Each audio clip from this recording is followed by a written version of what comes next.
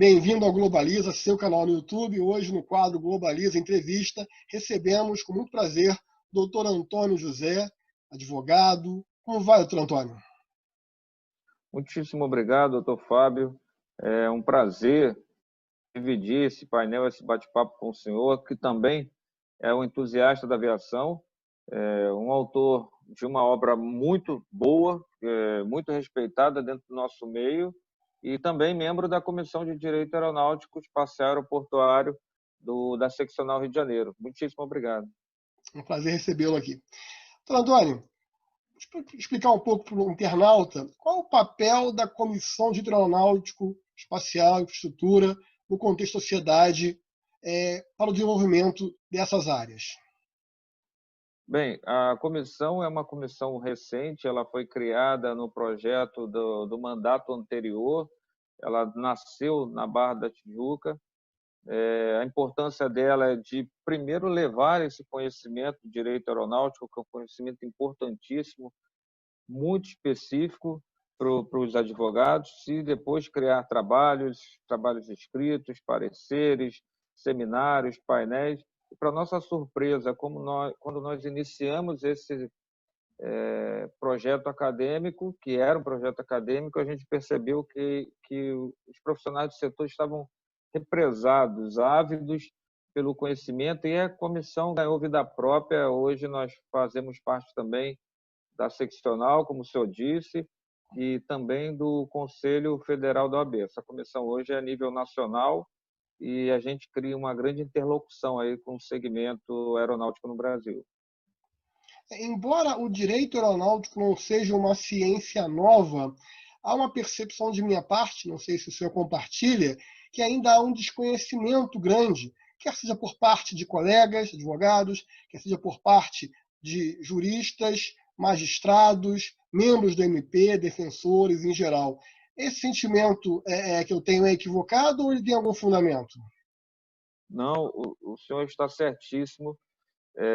A gente percebe, principalmente magistrados, Ministério Público e advogados em geral, um certo temor em trafegar nessa área, né? Porque, como é uma área extremamente específica, é uma área muito singular e o direito, basicamente, é o direito comparado. Nosso segmento vive de tratados, convenções e acordos. Então, as pessoas, mesmo respeitando, e, claro, a nossa soberania legislativa, ficam temerosas em trafegar nessa área. Mas a função da comissão é essa, como eu gosto de dizer, baixar os muros, e trazer essa junção de forças. E hoje a gente percebe, na comissão, por exemplo, temos o Procurador-Geral da ANAC, temos juízes federais, temos a Polícia Federal, CENIPA, DECEA. Então, é um grande time em prol do direito aeronáutico. Esse ponto que o senhor colocou é muito interessante. Ou seja, a OAB acaba catalisando esse encontro de grandes pensadores, diversos segmentos, público, privado, segurança pública, segurança aérea, no intuito de fomentar o bem maior que é a aviação. Nessa questão, a própria investigação de acidente aéreo, hoje, é um tema de competência civil, militar, judicial. Como é que o senhor vê isso? O Brasil ele tem também essa singularidade, né? Nós temos ainda a participação, e acho que ainda não é a palavra certa, porque nós temos a participação dos militares na aviação civil. Antes o DAC regulava, fiscalizava, agora a participação dos militares está no DECEA, né? No órgão de controle de tráfego aéreo, e no CENIPA, que é justamente uma instituição de excelência que faz a investigação e prevenção de acidentes aeronáuticos, emite recomendação, e, como o próprio nome diz, a função do CENIPA não é dispor a judicialização dos eventos, e sim criar novos comportamentos ou recomendações para prevenção e para que esses acidentes não voltem a acontecer. Quando a gente fala de acidentes ou incidentes aeronáuticos, alguns prejuízos também, extravio, atraso de voo. fatos comuns, corriqueiros de grandes cidades que, com o aumento da população, não são desejados, mas ocorrem. Nos traz aí a reboque o assunto da responsabilidade civil. E existe hoje uma grande celeuma entre a aplicação de normas específicas, mormente quando são voos internacionais, e a aplicação do Código de Defesa do Consumidor. A comissão formou algum entendimento sobre a prevalência de uma norma ou outra nesse assunto? Muito bem abordado, doutor Fábio. O Código de Defesa do Consumidor é uma legislação primorosa, né? Ele criou uma grande revolução nessa relação de consumo, mas a gente volta no direito aeronáutico também a algumas singularidades, porque vamos tomar como exemplo a ICAO, que é a Associação, a Organização Internacional de Aviação Civil, que uniformiza tecnicamente e também comportamentalmente as empresas aéreas e os estados. São 193 países hoje signatários da ICAO. O Brasil faz parte, sempre fez parte do Grupo 1. Imagina se cada país desse quisesse prevalecer o seu Código de Defesa do Consumidor. Uma aeronave decola de determinado país, atravessa 15, 16 países e problemas consumeristas acontecem. Então, a gente também luta por uma uniformidade de pensamento, luta para trazer aos consumeristas esse conhecimento comparado.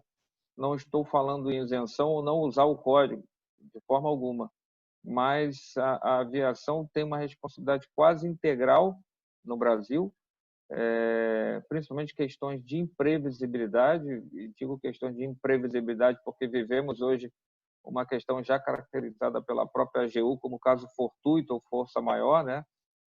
Que é a pandemia, mas a aviação ainda tem uma responsabilidade quase integral, enquanto outros países não pensam dessa forma. Isso faz com que, muitas vezes, esse excesso de judicialização espante investimentos internacionais que ficam temerosos porque o Brasil não tem um comportamento uniforme em relação aos demais países. Então, ontem mesmo a gente conversou com os amigos do PROCON, e isso é uma questão de juntar forças, juntar conhecimento para que a gente pense de uma forma que traga o benefício aos consumidores também.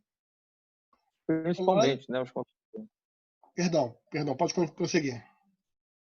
Principalmente aos consumidores. E é bom que seja dito que todos os advogados que militam no setor da aviação, seja qualquer tema, ele coloca antes da discussão a segurança da operação, a segurança do voo. Então, nenhum tema nosso pode ter mais peso do que a segurança de voo. E isso torna o direito aeronáutico também mais difícil, porque muitas vezes a segurança de voo, a segurança da operação é cara. É importante que se diga que a Comissão de Aeronáutico não é uma comissão para as empresas aéreas, mas é uma comissão que vai discutir o direito, e nesse ponto ela vai sopesar tanto as necessidades do usuário quanto as necessidades do operador em prol do benefício do próprio sistema como um todo, por ser uma atividade estratégica. Doutor Antônio, a questão que vem à tona aí é esse momento tão delicado para as empresas aéreas, para os países, que é o problema de saúde pública ligado à pandemia. As empresas aéreas estão sendo afetadas em que grau? Temos risco de empresas aéreas deixarem de existir no nosso país?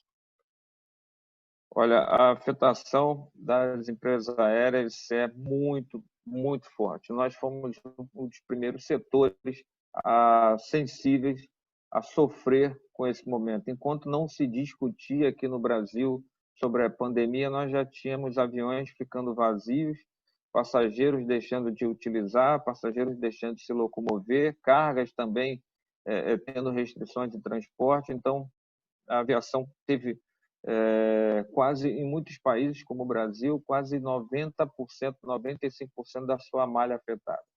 Isso é muito sério, isso faz com que as empresas percebam que não é um momento transitório apenas, é um momento de reflexos que serão dimensionados em mais de 2, 3, 4 anos, e com certeza, para a sobrevivência das empresas, principalmente no Brasil, que tem todas essas particularidades, como tributações estaduais em combustível de aviação, excesso de judicialização, questões de tarifas ainda muito altas. Claro que as empresas aéreas passam a repensar no seu modelo empresarial e ficarem extremamente preocupadas com a sua sobrevivência. A gente viu essa semana uma iniciativa da Latam com a Azul em iniciar um codeshare. Isso é uma questão de sobrevivência. As empresas sentem a necessidade de fusão, sentem a necessidade de aproveitamento dos seus aviões. Não faz sentido uma empresa decolar, por exemplo, de Guarulhos para Brasília, com uma empresa, as duas decolando juntas e cada uma com 10 passageiros. Então, essas iniciativas são benéficas e necessárias à sobrevivência. De fato, é uma atitude louvável das companhias aéreas que pensam na sua preservação como atividade estratégica, como atividade de negócios e para a manutenção de empregos. Nós temos hoje uma grande preocupação por parte tanto do pessoal em solo quanto da tripulação sobre a quantidade de voos e, consequentemente, dos seus empregos. A OAB tem acompanhado também essa questão de ordem trabalhista? Sim, também o direito aeronáutico tem singularidade no setor, no segmento trabalhista. Nós temos uma legislação própria, principalmente em relação às aeronautas, pela nocividade da atividade, pelo risco da atividade. Então, eu vejo também que as empresas fazem muito esforço em não demitir, até porque demitir é caro e não é um profissional que você readmite e ele já está apto a trabalhar. Quando você demite um piloto, por exemplo, e as carteiras dele, as habilitações dele são vencidas, e para que ele volte a voar, ele tem que fazer novos cursos, simulador, ou seja, é um investimento pesado. E as empresas hoje também, até porque não se consegue visualizar o alcance dos estragos, dos efeitos dessa pandemia, elas hoje estão fazendo uso, claro que é um instrumento voluntário, de licença não remunerada, licença sem vencimentos não remunerada, que é uma forma de manter também um elo com os profissionais, mantendo alguns benefícios, como plano de saúde, etc. Mas pelo que nós temos observado, passa a ser esse um instrumento mais difundido nessa relação trabalhista entre empresas aéreas e seus funcionários. Aproveitando a sua experiência, não só como advogado, jurista, mas também como comandante de linha aérea, há uma questão hoje que está passando em vários países, que é o banimento de passageiros que são indisciplinados no que tange ao uso de máscaras. Será um caminho que o Brasil também deve seguir? O banimento é algo que nós já usamos aqui, existe lista de banimento? É necessário? As aeronaves não estão preparadas com filtros capazes de purificar o ar? Olha, essa pergunta ela é bem profunda, né? Porque uniformizar comportamentos é extremamente difícil, mas aqueles que estão inseridos na coletividade têm que pensar no bem coletivo. Então, as instituições as públicas, principalmente a Anvisa, a ANAC, hoje discutem esse pensamento, como proteger a coletividade. Alguns passageiros são exceções, como, por exemplo, aqueles que têm problemas cardíacos, cardiovasculares, respiratórios. Eu não sou médico, não tenho muito conhecimento, mas ouço dizer que essas pessoas teriam muita dificuldade em usar máscaras. Deixa eu recolocar minha senha aqui, que caiu a tela.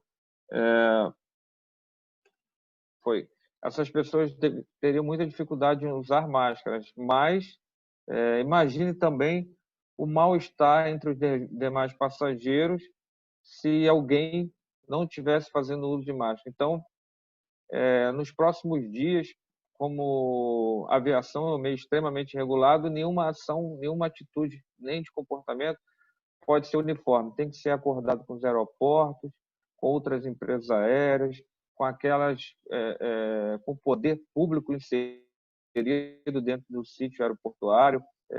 Por exemplo, vamos tirar um exemplo aqui do Galeão. Só no Galeão nós temos de poder público a Polícia Federal, a Receita Federal, a Anvisa, a Vigiagro e tantos outros. Então, é muito difícil, por isso que eu disse que essa pergunta é profunda, porque uma uniformização de comportamento tem que passar pela chancela de todas essas pessoas jurídicas.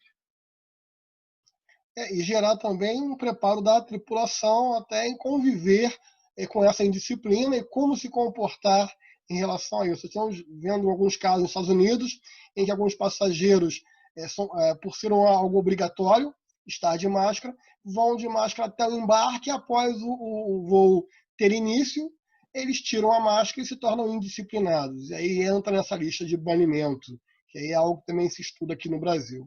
Essa questão de segurança em voo é muito importante. E aí traz um outro tema que é os táxis aéreos clandestinos, melhor dizendo, que eles, de certa forma, burlam aí toda a normatização. A OAB está atenta a essa questão? Sim, a questão do táxi aéreo clandestino também é uma questão muito, infelizmente, reincidente no Brasil. As mortes acontecem, elas crescem.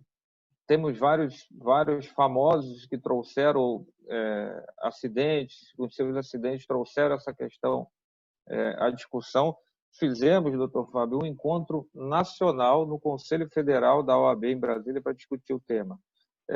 Essa prática irregular traz riscos aos usuários, muitos riscos aos usuários, principalmente porque voar de táxi aéreo regular traz um nível de exigência na segurança e ensinamento, preparação técnica dos pilotos muito acima do transporte de um avião individual.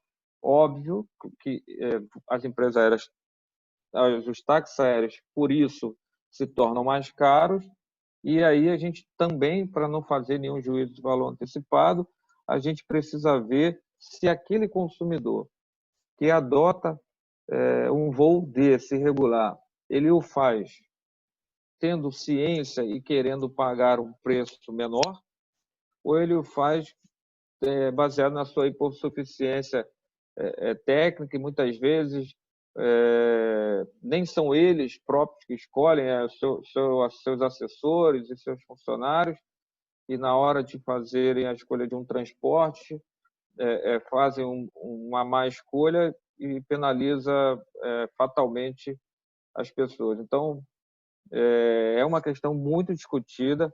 A ANAC já observa, hoje a ANAC tem um registro aeronáutico que basta o sujeito, o usuário colocar a matrícula da aeronave e já vai aparecer, se ele não for homologado para táxi aéreo, já vai aparecer uma tarja vermelha informando que aquela aeronave não é homologada para voar táxi aéreo. Mas aí passa também por uma questão de maior comunicação para os usuários, mas, de qualquer forma, esse é um perigo, infelizmente, frequente no nosso país. Por falar em perigo, é notável que nos meses de junho e julho, as famosas festas juninas e festas julinas, há aí uma proliferação de incidentes, ainda bem que poucos acidentes, mas muitos incidentes ligados ao uso indiscriminado de balão, chamado perigo baloeiro. O balão é efetivamente um risco para a atividade aérea, doutor Antônio? Olha, também uma pergunta muito contemporânea, considerando, né, que o balão tem toda uma cultura, vem dos chineses, e é uma atividade até costumeira em alguns países. Não podemos conviver com essa atividade sem uma previsibilidade e controlabilidade desses artefatos. O que significa? Hoje percebemos, eu sou um grande inquieto na aviação, né? E hoje eu sou piloto de uma empresa aérea, como o senhor disse, então não é difícil a gente desativar o piloto automático para desviar de balões. São verdadeiros artefatos de 15 metros com fogo no seu interior. Eu já ouvi dizer que alguns transportam até bujão de gás sobressalente para manter a bucha acesa. Então, imagina uma aeronave comercial que voa em torno de 900, 950 km por hora, se chocando com artefatos desse. O Brasil tem também essa má fama, uma má fama internacional. Alguns pilotos de outras empresas aéreas, como Lufthansa, América, me perguntam: mas por que vocês soltam balões? Então, isso passa por uma questão de educação, de cultura, e a gente até costuma dizer que trata-se de uma tragédia anunciada. Essa questão já é tipificada na Lei de Crimes Ambientais e também tipificada no Código Penal, artigo 261, que era expor a navegação, a segurança da navegação aérea a risco, com pena de reclusão, inclusive. Mas a fiscalização também ainda precisa ser aumentada e intensificada essa prática. A aviação, eu sempre costumo dizer que ela é baseada em um tripé, né? Velocidade, eficiência e segurança. Segurança é um dos tripés que nós não podemos aceitar flexibilização. Eu acho que, embora, como o doutor Antônio falou, seja uma questão de ordem cultural no Brasil, isso deve ser mais regulamentado, reprimido, uma vez que, da mesma forma que a vaquejada, outros fenômenos aí que também historicamente, mas em razão de maus tratos aos animais, foram disciplinados, entender o contexto social, o contexto histórico, mas preservar vidas. Antônio, prazer enorme tê-lo aqui no Globaliza. Queria agradecer a sua participação, o senhor é sempre muito bem-vindo. Eu acho que temas como aviação, direito, a missão do Globaliza é essa, é debater assuntos, levar conhecimento, reflexão aos internautas. Gostaria de ouvir as suas considerações finais e, desde logo, convidá-lo para uma próxima participação. Olha, agradeço, já antecipo meus agradecimentos, agradeço e aceito o convite, é um grande prazer bater papo com um profissional também muito respeitado na aviação. Então, eu considero que estamos de braços abertos. A Ordem dos Advogados do Brasil não é apenas a casa do advogado, é a casa da sociedade civil.